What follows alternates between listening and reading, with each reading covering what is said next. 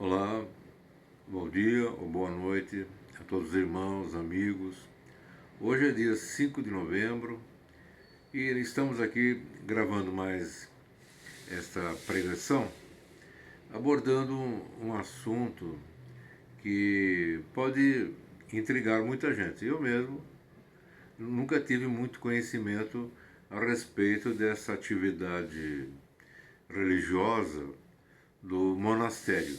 E eu estou muito próximo aqui do Mosteiro de São Bento. Eu fiz uma visita lá no templo, mas não tive liberdade de pesquisar nada porque tem um segurança ali que fica ali que impede você de se locomover. Ali você não pode se mexer, você não pode falar, você não pode fazer nada, né? Eu tentei algumas coisas, ele me chamou a atenção e até me convidou a me retirar de lá. Estava fotografando, fotografei algumas coisas e tal. Muito bem. Durante o pouco tempo que eu fiquei lá dentro, nesse clima opressivo, né?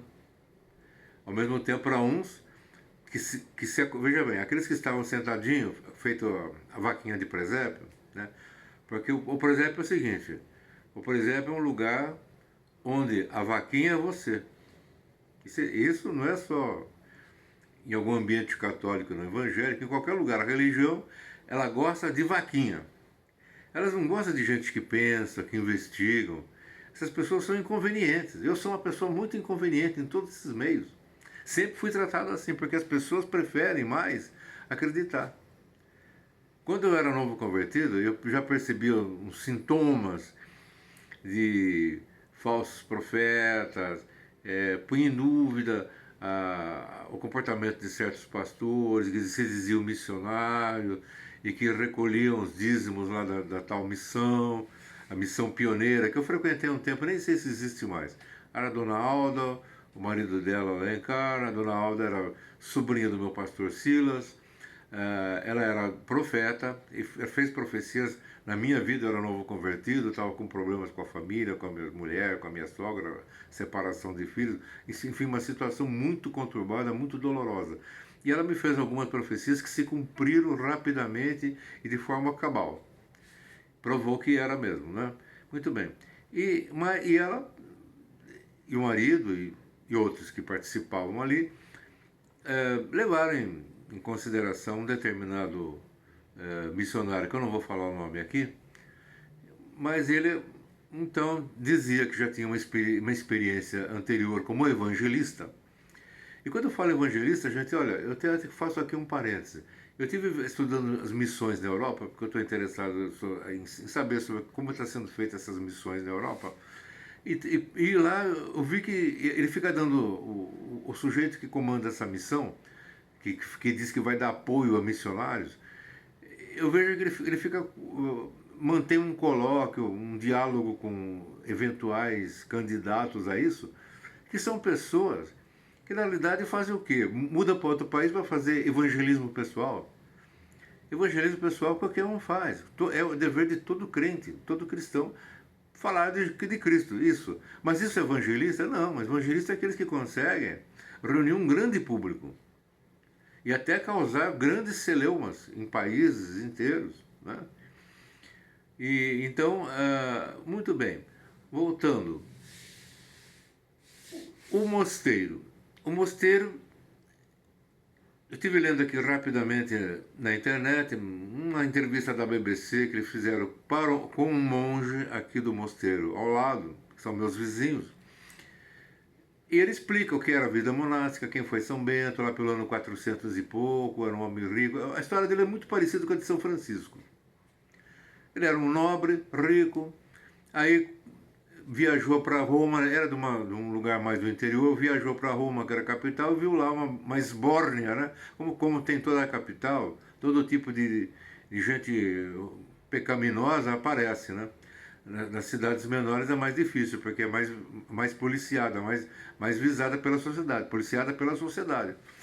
E nas grandes capitais, então ele se desencantou com tudo, começou a se isolar, arrumou um lugar, ele viveu muito tempo numa caverna, depois ele se juntou a um grupo, se separou do grupo, no final ele chegou a uma síntese.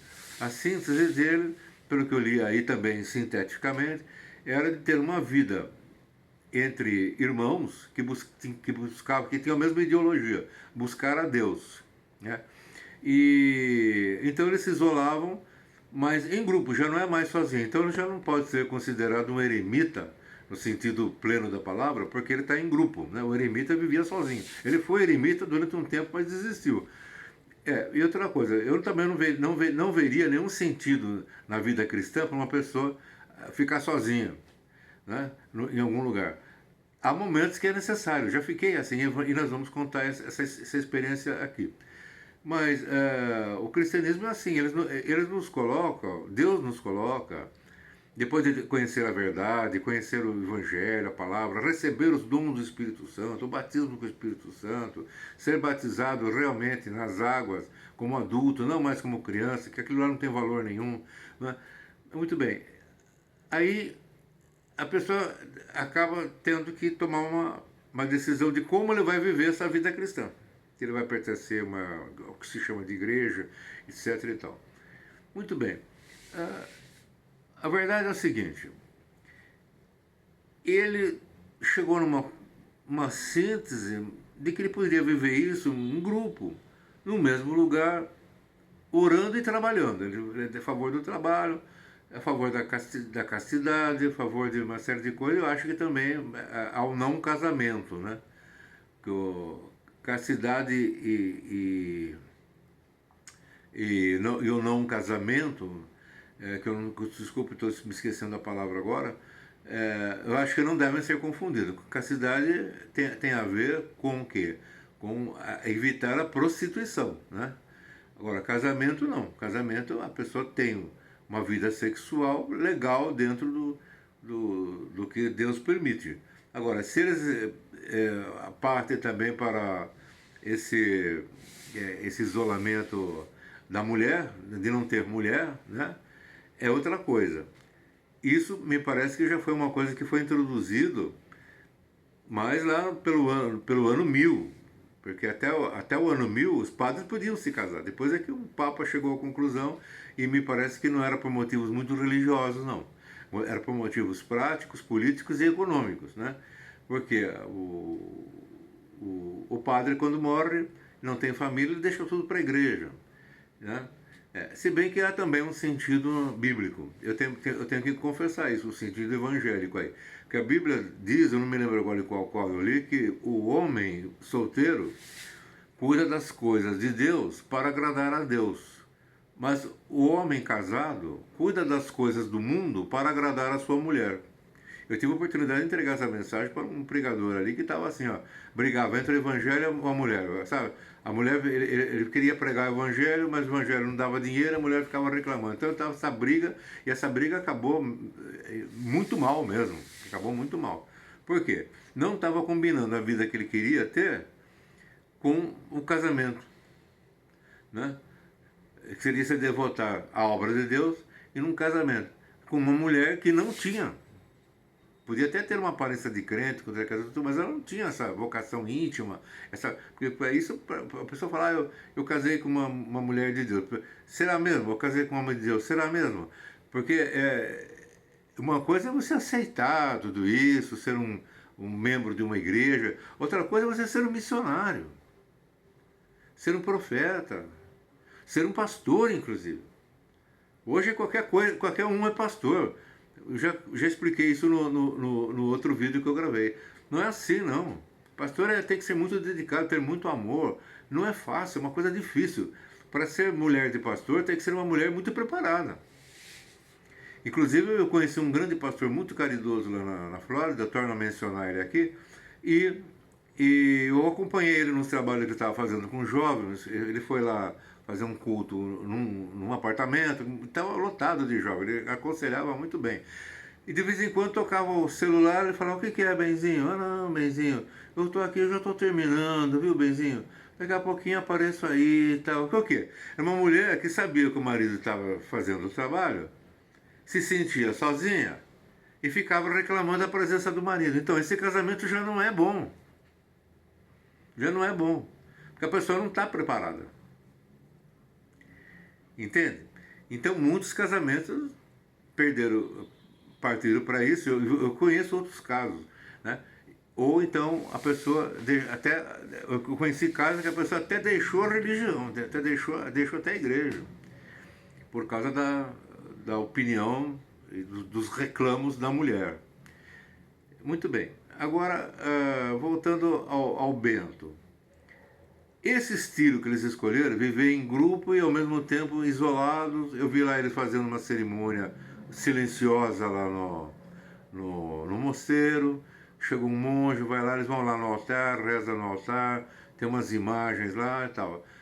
Depois eu dei uma lidinha aqui na internet e diz que a cúpula lá desse mosteiro é todo dedicado a Nossa Senhora da Assunção, que é outra invenção da Igreja Católica, né? O único assunto ao céu foi Jesus Cristo, né? Mas eles fizeram de Maria, né, uma figura feminina, que eles puseram o nome de Maria, mas ela tem muitos outros nomes. Ela tem muitos outros nomes. Cada religioso de alguma parte do país põe o nome dela de acordo com a religião e o interesse deles. Aqui é Maria. Essa figura da mulher com a criança aparece no mundo antes de existir Israel, já existia. Ela é, na realidade, a figura de Semíramis e o seu filho Nimrod, o construtor da Torre de Babel. Essa é a verdadeira identidade da Maria, da Aparecida, da de Fátima e todas essas senhoras que inventaram. Porque no céu não existe sexo feminino. Nem no mundo de Deus, espiritual de Deus, nem no mundo do mal. Não existe sexo feminino. O que existe são os espíritos travestis. Isso sim, eles se travestem de mulher, de qualquer coisa. Eles vivem se travestindo, eles são demônios. Por isso que eles são diabos, né? Você vai esperar o que do diabo? Tem que esperar falsidade, né? Coisas falsas. Muito bem, então não existe senhora, não existe nada disso. Então, quer dizer, já é dedicado a uma idolatria. A idolatria já está ali, né? Independente, por mais que seja melhor, mais santificada que seja a vida dele monástica, está dentro do pecado, já começa por essa idolatria. Não é verdade? Agora, tem sentido essa questão de isolamento? Esse isolamento tem algum sentido? Então eu gostaria de dividir agora uma coisa que para vocês talvez vá ser original, porque eu tive essa experiência. Lá pelo início dos anos 90, eu estava frequentando vários lugares, como evangélico novo convertido, só tinha, sei lá, uns 10 poucos anos de convertido, então eu ia em todo lugar.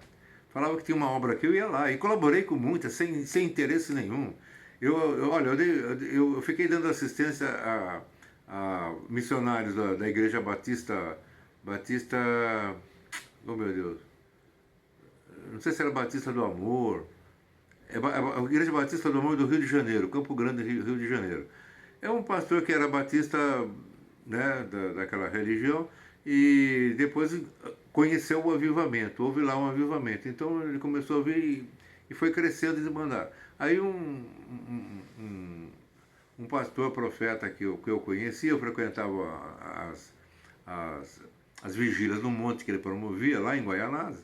Ele chegou para mim e me pediu para ajudar eles eram do Rio de Janeiro, porque esse pessoal era do Rio de Janeiro, uma família.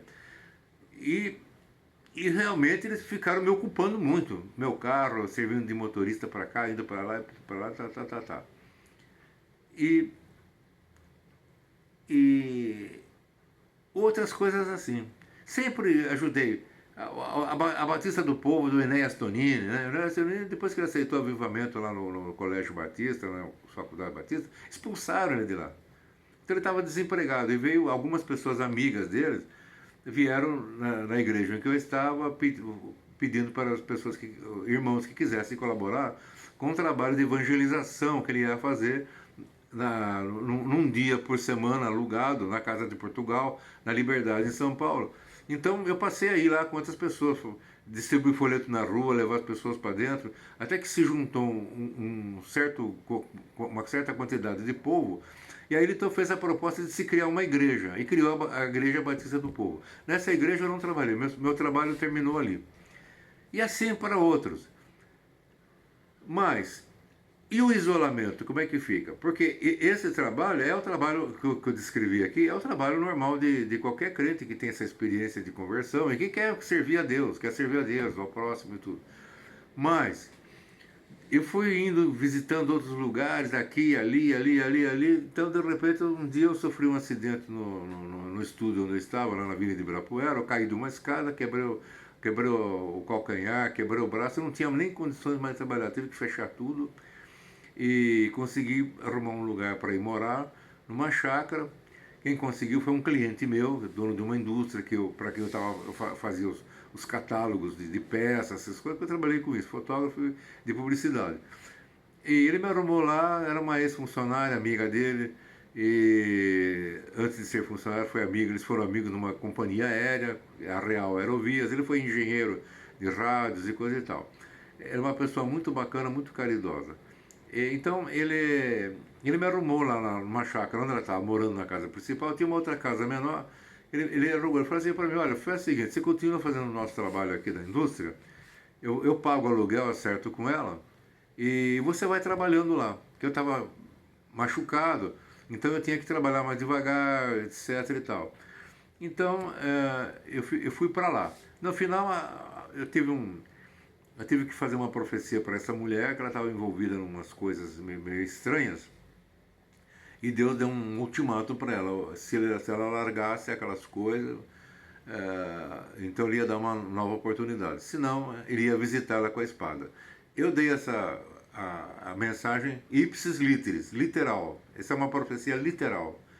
E ela não aceitou. Falou: não, eu não acredito nesses deuses que matam as pessoas. Eu falei quando falei da espada, né? Falei: se ela não se converter, eu vou visitar ela com a espada. Eu falei: olha, o nome dela era Alba. Eu falei: dona Alba, era uma ex-aeromoça da Real Aerovia, com uma vida bem pecaminosa, como ela confessava, sem restrições nenhuma. Ela se dizia mesmo ser aquilo.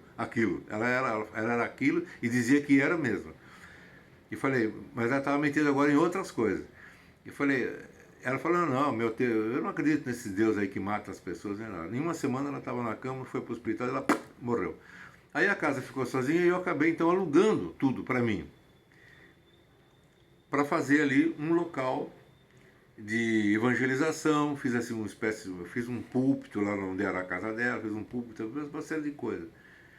E eu notava que Deus não permitia que eu colocasse ninguém para ficar lá junto comigo, nem mesmo uma empregada, nada. E no meio de todas essas meditações, essas experiências, um dia Deus me deu uma palavra que vem confirmar, pelo menos, uma tese do mosteiro, da vida monástica. Ele falou para mim: a voz dos homens te confunde, porque eu dava andando em muitas igrejas ali, né? Cada um, né? Um de origem presbiteriana, não sei o que, falando um monte de coisa.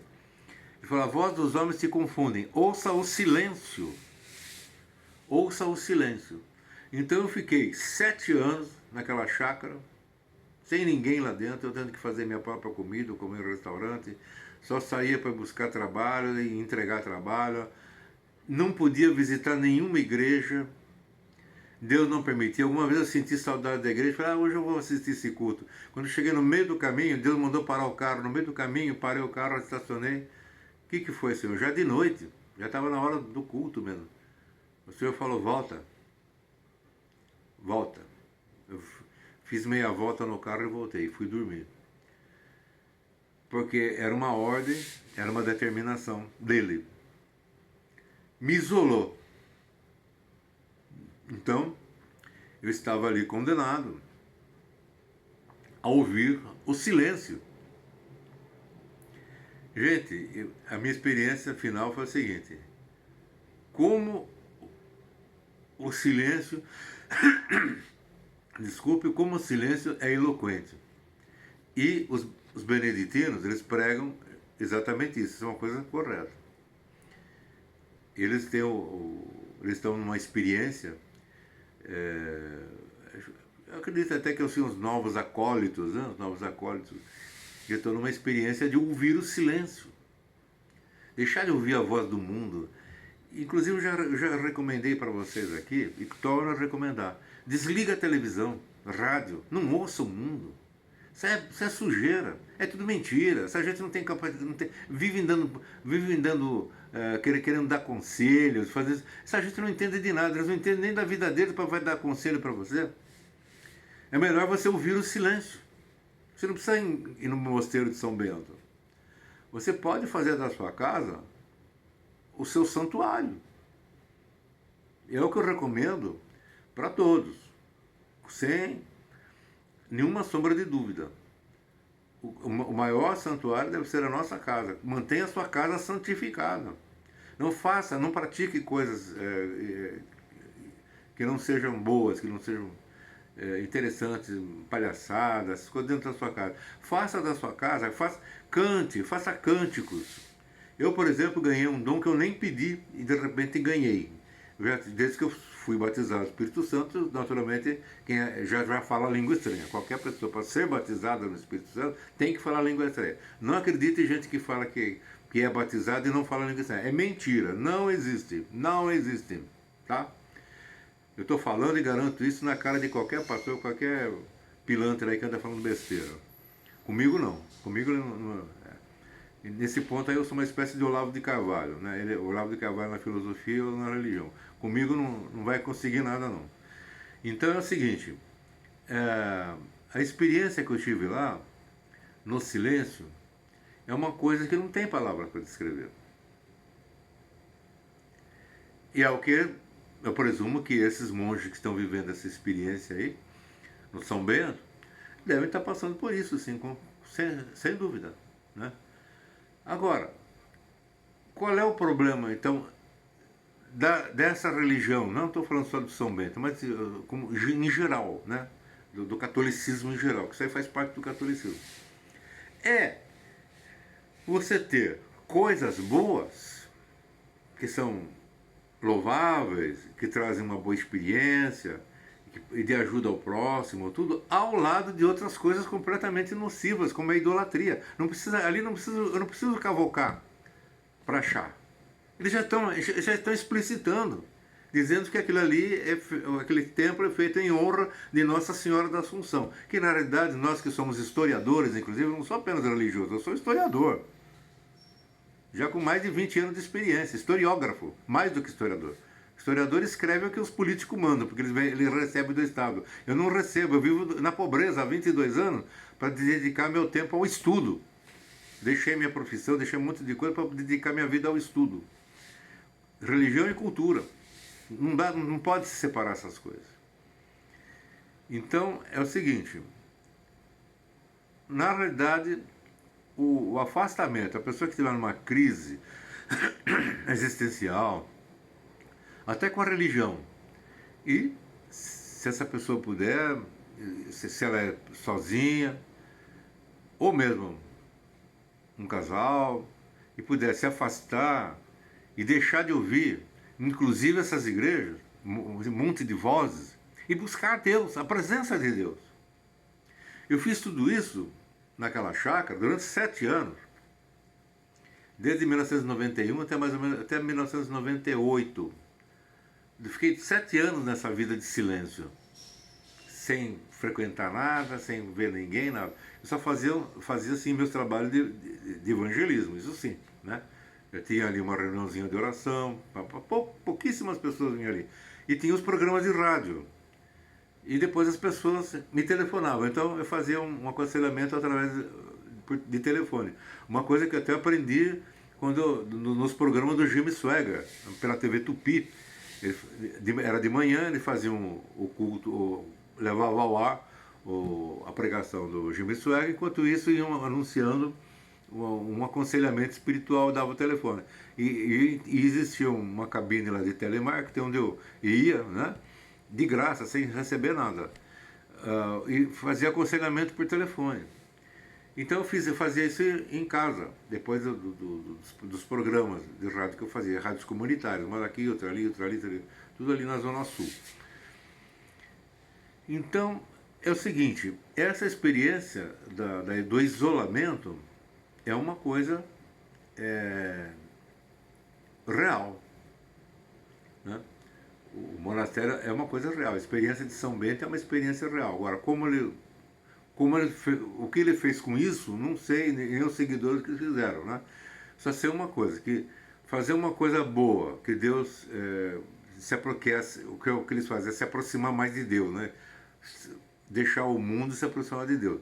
Aliás, os profetas do Velho Testamento, os melhores, os maiores, nem sequer viviam em Jerusalém. Eles nem frequentavam o templo. Mas eles eram profetas, isso é diferente. Esses monges não são profetas. Profeta não é qualquer um, não basta a pessoa querer ser ou estudar para ser profeta, não existe isso, gente.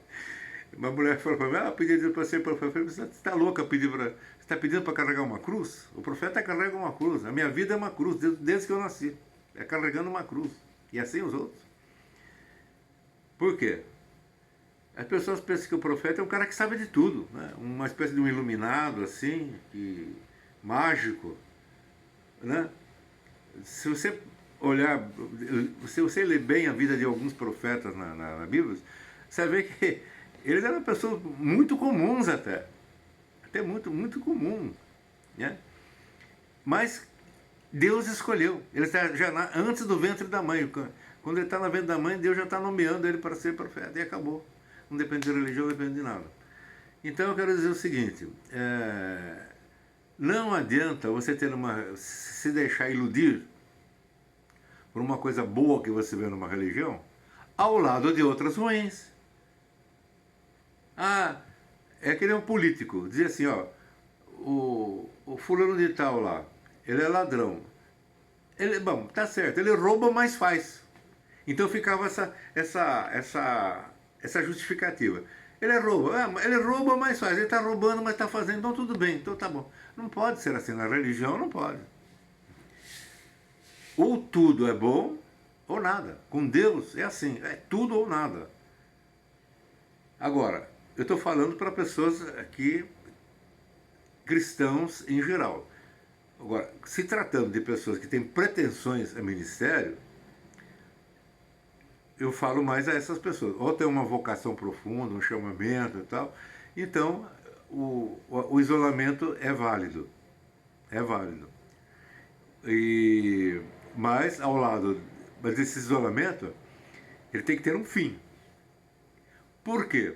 Agora eu vou explicar para vocês. Muita gente ficou em dúvida. Eu vou explicar. Depois dessa experiência de 7 anos, eu saí de lá e voltei a ter mais comunicação com o mundo. Fui abrir um outro salão lá no centro da cidade, que também fui muito perseguido lá e tal. É o seguinte, voltei a ter contato com o mundo, voltei a trabalhar, tomei contato com um antigo patrão, fui trabalhar com ele e tudo. Minha vida voltou ao que se chama de normal aí no mundo, né? Um contato com o mundo. Só que a minha cabeça tinha mudado completamente. Ao meu entendimento, a minha posição, eu adquiri firmeza na minha posição. Você já deve ter percebido que eu tenho muita firmeza no que eu afirmo, na minha posição. Mas como é que eu adquiri isso aí? Eu fiz um curso especial, né? Fiz um pós-doutorado, um PhD, nada. Eu só fiz uma coisa, silêncio. Ouvi o silêncio. 7 anos ouvindo o silêncio. É o que os beneditinos pregam e provam. Pelo que eu já li aqui, já deram ampla demonstração que eles alcançaram essa experiência. No silêncio, Deus fala. Eles chamam isso, inclusive, de a eloquência do silêncio. Tá bom? Fica aí, então, para aqueles, principalmente aqueles que têm... eu sei que esse vídeo ainda vai acabar rodando por muitos lugares aí. Aqueles que têm pretensão a algum ministério mais profundo, não quer ser funcionário de igreja, operador de sistema, mas quer uma vida religiosa autêntica e profunda, então fica aí esse recado. Um dos caminhos para você ter um encontro profundo é a busca do silêncio. Em nome de Jesus Cristo, eu faço uma oração por todos. Ó Pai, agradeço, Senhor, a tua presença aqui conosco, onde estão dois reunidos em meu nome, aí estou no meio deles. Eu sei que o Senhor esteve conosco e está conosco até este momento e estará conosco para sempre, Senhor. Agradeço tudo e agradeço e peço por todas essas pessoas que estão nos ouvindo, que essas palavras não sejam palavras vazias. Não pense que aqui nós estamos brincando com alguma coisa. Não, não, Senhor. São experiências que são experiências reais, vividas e sofridas, muito sofridas. Aqui não tem turismo, não, não é? E, Senhor, eu agradeço e te peço, meu Deus, para que o Senhor toque mais os corações para a busca da verdade, não do religiosismo, não da religião, não desse auto-hipnotismo religioso, mas a busca da verdade, porque a verdade liberta. Conhecereis a verdade e a verdade vos libertará. Amém.